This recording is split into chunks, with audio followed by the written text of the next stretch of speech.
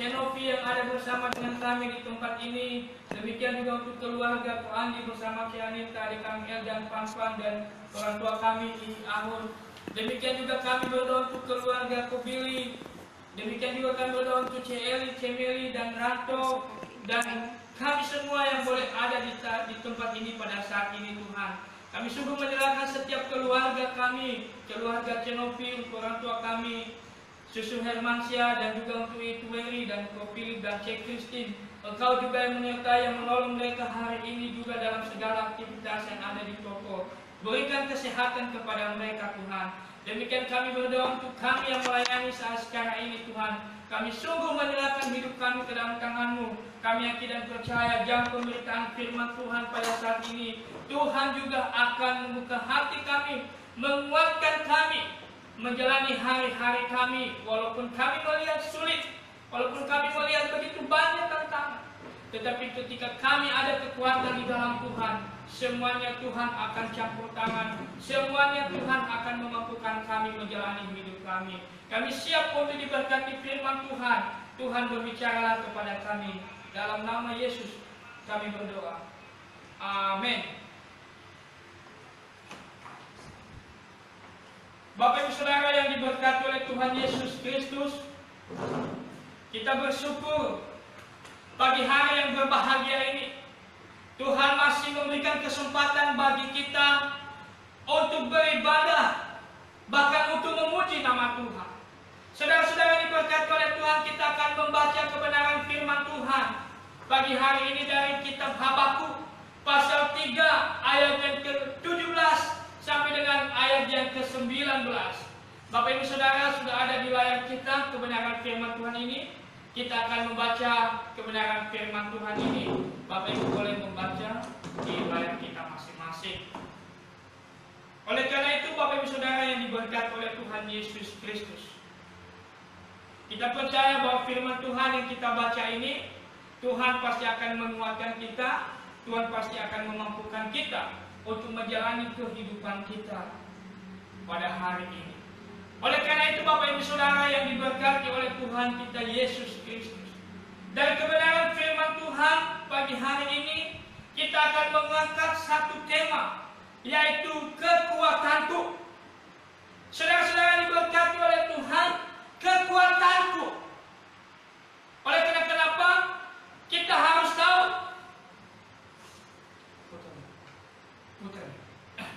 bahwa pergumulan hidup adalah bagian dari kehidupan setiap kita orang yang percaya kepada Tuhan. Tidak ada manusia yang hidup tanpa pernah mengalami pergumulan. Tidak ada satu orang pun manusia. Pergumulan hidup tidak mengenal batas usia. Yang muda, yang tua, bahkan semuanya, segala usia akan mengalami yang namanya pergumulan hidup. Demikian juga pergumulan hidup kita alami dalam setiap usaha dan pekerjaan kita. Demikian juga kita mengalami pergumulan hidup dalam kesehatan kita.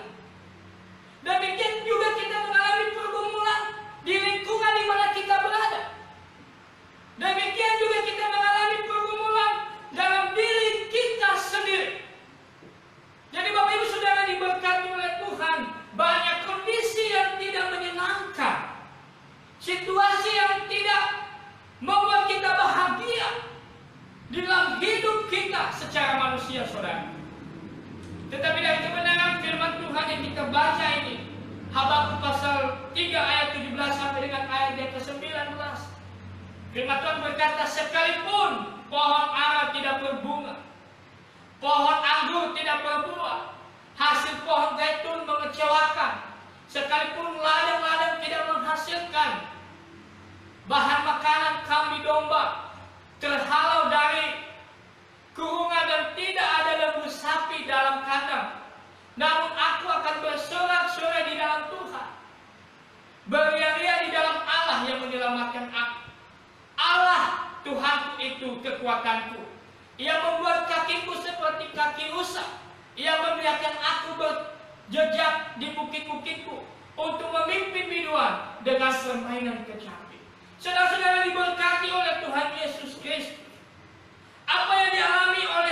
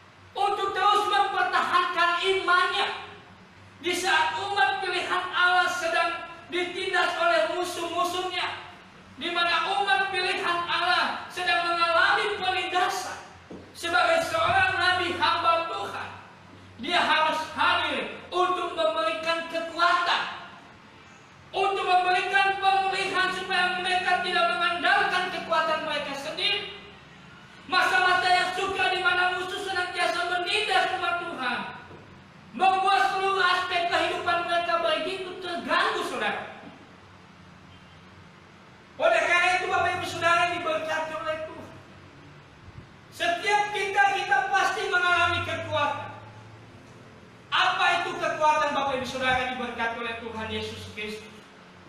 Kekuatan itu adalah banyak tenaga. Tahan dalam artinya tidak mudah goyah, tidak mudah patah, tidak mudah rusak. Mungkin kita punya barang-barang yang ada di rumah yang begitu tahan ya. Mungkin kita punya HP yang tahan 1 tahun, 2 tahun, gitu ya. Tidak mudah goyah atau ketat penjagaan. Mungkin seperti di rumah, di perumahan ada yang menjaga sehingga kekuatan di situ ada. Kalau ada musuh tidak langsung menyerang kita. Atau tahan, artinya juga dalam penderitaan, dalam kesakitan dia tahan. Kenapa kita membutuhkan kekuatan, saudara? Mungkin kita secara manusia kita mau mencari kekuatan kita, mungkin kita pergi memakai ilmu gaib, pergi belajar ya, pergi belajar kepada orang tua yang memiliki kekuatan, kekebalan tubuh kita kalau ada musuh, saudara. Atau kita juga memiliki kekuatan secara jasmani. Ketika kita makan enak, kita kuat, kita bisa melakukan segala aktivitas. Atau juga kita memiliki kekuatan untuk kehidupan kita pada masa yang akan datang. Mungkin kita punya simpanan, mungkin kita punya rumah, sehingga kita sudah memiliki kekuatan, kita sudah benar-benar tinggal dan kuat untuk masa depan kita. Jadi banyak kita punya kekuatan yang ada di dalam dunia ini, saudara. Tetapi pada saat sekarang ini ketika kita menghadapi COVID-19, ternyata semua kekuatan yang ada di dalam dunia ini, orang yang punya usaha sekalipun, orang yang punya perusahaan sekalipun, ternyata semua kekuatan itu tidak berfungsi, tidak menjadi harapan setelah ada COVID-19. Semuanya mengeluh. Semuanya mengalami problema yang begitu besar.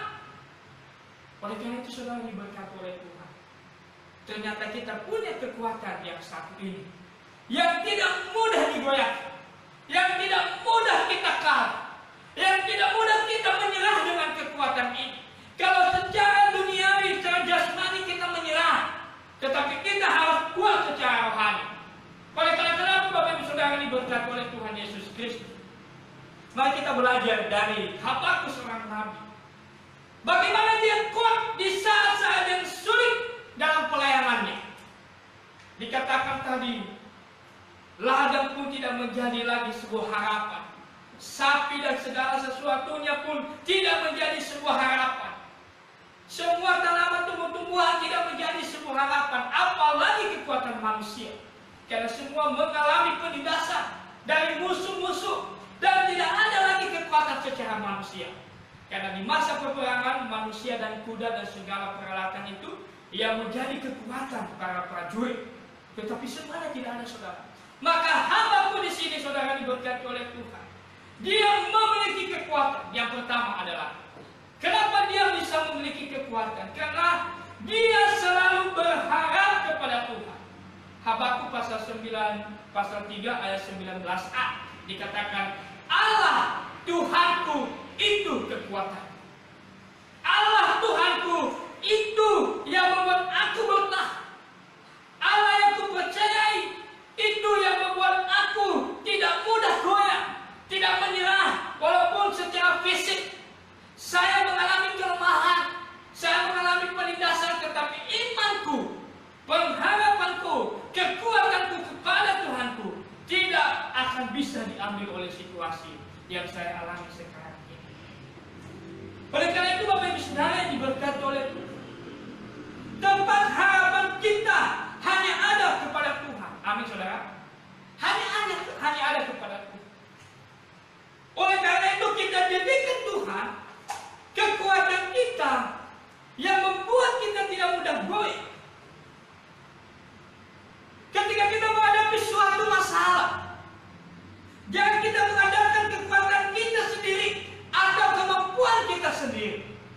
Karena semuanya ada masanya, itu semuanya berlaku. Tetapi bagaimana bisa kita kuat? Saudara diberkati oleh Tuhan.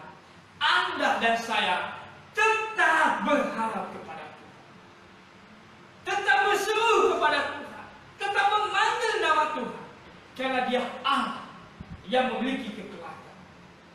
Nabi Habakus yang berkata, Allah Tuhanku itu kekuatan. Ini apa, saudara diberkati oleh Tuhan? Ini adalah memproklamasikan imannya kepada kita melalui Nabi Habakuk. Dia berkata bahwa Tuhanku, Allahku yang aku percayai, yang menjadi kekuatan. Saudara-saudara diberkati oleh Tuhan Yesus Kristus. Mungkin saat ini kita sedang mengalami masalah yang sulit dalam hidup kita. Mungkin saat ini kita sedang tidak ada lagi kekuatan. Mungkin ada yang sudah menyerah, ada yang sudah putus asa. Tetapi sebagai anak-anak Tuhan, seluruh jemaat yang saya kasihi, teman-teman yang saya kasihi, ingat, berharaplah kepada Tuhan. Segala apa yang menjadi masalah kita kepada Tuhan, seperti yang dialami oleh Nabi Habakuk, minta kekuatan kepada Tuhan. Dia pasti akan memberikan kekuatan sehingga kita sanggup melewati setiap problem, setiap masalah, setiap pergumulan yang kita alami dalam hidup kita, seperti yang dialami oleh Nabi Habakuk. Ketika dia memimpin umat Tuhan, umat Tuhan ditindas. Ternyata umat Tuhan yang menindas orang yang bersalah, yang melakukan banyak dosa. Dan Nabi Habakuk berkata, bagaimana ini Tuhan? Tetapi Nabi Habakuk melihat bahwa Tuhan itu adil. Tuhan itu benar. Apa yang dia lakukan, semuanya sesuai dengan kehendak. Oleh karena itu saudara-saudara diberkati oleh Tuhan, kita masih memiliki kekuatan. Secara jasmani mungkin kita sudah mulai lemah. Semua usaha kita mungkin sudah mulai lemah. Semua yang kita miliki di luar diri kita mungkin sudah mulai lemah. Tetapi kita punya satu kekuatan, yaitu kerohanian kita, hubungan kita dengan Tuhan. Situasi apapun yang kita alami di dalam dunia tidak akan mudah digoncangkan, digoyahkan oleh semuanya itu. Karena kenapa? Karena Tuhan yang menjadi pemilik, Tuhan yang menciptakan kita. Dia lebih kuat dari semua masalah yang kita alami. Oleh karena itu Bapak Ibu Saudara yang diberkati oleh Tuhan, poin yang pertama kita adalah supaya kita memiliki kekuatan berharap kepada Tuhan. Yang kedua saudara, yang kedua adalah bagaimana Nabi Habakuk bisa memiliki kekuatan. Yang kedua, karena dia bersorak-sorai di dalam Tuhan. Di ayat yang ke-18a Habakuk pasal 3. Namun aku akan bersorak-sorai di dalam Tuhan. Bayangkan saudara diberkati oleh Tuhan. Dalam situasi yang sulit, dalam penindasan, dalam pergumulan hidup, di saat itu tidak ada lagi pengharapan, Habakuk berkata, aku bersorak-sorai di dalam Tuhan. Bagaimana seorang nabi bisa kuat, bisa bersorak-sorai? Jiwanya memuji Tuhan, ada sukacita dalam penindasan, ada senyum dalam masalah. Saudara diberkati oleh Tuhan. Inilah jawaban dalam hidup kita. Ketika kita mengalami pergumulan di dalam dunia ini, ketika kita mengalami masalah di dalam dunia ini, bukan senyum yang ada di muka kita, bukan sukacita yang terpancar di dalam muka kita, tetapi justru apa saudara? Muka yang begitu penyesalan, ekspresi yang sudah tidak lagi memberkati orang lain, ucapan yang sudah tidak lagi memotivasi orang lain, tetapi ucapan yang ada menyesalah, marah, emosi, dan terkadang kita mengambil keputusan yang salah di saat masalah seperti itu. Pagi hari ini kita belajar dari Habakuk. Di saat situasi dan kondisi yang dialami, dia berkata, bersorak-sorai di dalam Tuhan. Namun aku bersorak-sorai di dalam Tuhan. Bagaimana Nabi Habakuk di saat situasi yang sulit, dia boleh bersukacita memuji Tuhan. Jadi kita belajar Bapak Ibu Saudara, ternyata sukacita itu menjadi kekuatan bagi kita ketika kita ada masalah. Ketika kita berada dalam kondisi yang begitu sudah menurun sekali, bersukacita. Saudara-saudara diberkati oleh Tuhan Yesus Kristus. Di saat semua yang kita miliki tidak menjadi pengharapan, di saat semua yang kita punya tidak membuat kita bersukacita, di saat semua yang kita miliki tidak membuat kita semakin kuat, semakin semangat, di dalam Tuhan, orang-orang yang percaya kepada Tuhan justru menjadi pemenang-pemenang dalam menghadapi setiap masalah. Karena kenapa? Karena dia berharap kepada Tuhan, sumber segala sesuatunya, yang menciptakan hidupnya. Yang kedua, dia bersorak-sorai di dalam Tuhan karena dia percaya yang dia kenal, Allah di mana dia melayani, Allah di mana dia berpengharapan, Allah di mana dia menangis, Allah di mana dia memohon. Allah itulah yang sanggup mengubah keadaan yang dia alami. Oleh karena itu Bapak Ibu Saudara diberkati oleh Tuhan, akhirnya jangan kita meletakkan pengharapan kita pada situasi yang sedang terjadi di sekeliling kita pada sekarang ini. Karena kenapa? Kalau kita berpengharapan di situasi yang sekarang ini, sudah tidak lagi tidak ada pengharapan, sudah tidak lagi ada sukacita bersorak-sorai bagi Tuhan. Justru yang ada apa? Bersungut-sungut, emosi, marah dan lain sebagainya. Sehingga sukacita yang sesungguhnya membuat kita kuat tidak lagi menjadi kuat, justru menjadi apa? Kita justru menjadi lemah. Ketika kita lemah, secara manusia banyak orang menjadi gila, depresi dan lain sebagainya, saudara. Oleh karena itu saya sebagai hamba Tuhan, sebagai anak-anak Tuhan jemaat yang saya kasih, ingat situasi apapun yang kita alami, pengharapan kita jangan kita taruh di situ, tetapi pengharapan kita harus kita serahkan kepada Tuhan. Karena kenapa? Tuhan pasti akan memberikan kekuatan bagi kita.